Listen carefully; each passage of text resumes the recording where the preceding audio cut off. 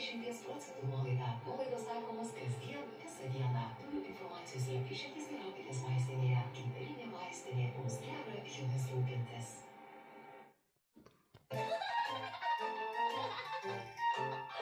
Baby TV.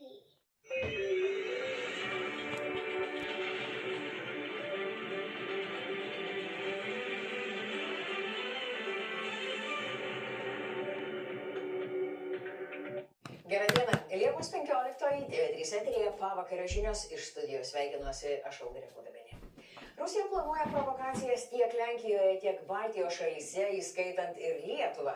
Tai patvirtina šiandien Vilniuje susitikę Latvijos ir Lietuvos prezidentai. Rusija provokacijomis bando testuoti NATO šalių vienybę ir taikosi į kritiškai svarbius taikinius, pavyzdžiui, energetikos infrastruktūrą. Į prezidentūros kiemą įvažiuoja Latvijos prezidentas Edgaras Rinkevičius. Čia Daukanto aikštės rūmuose jį pasitinka pirmoji mūsų šalies pora bei garbės sargybos kuopos kariai.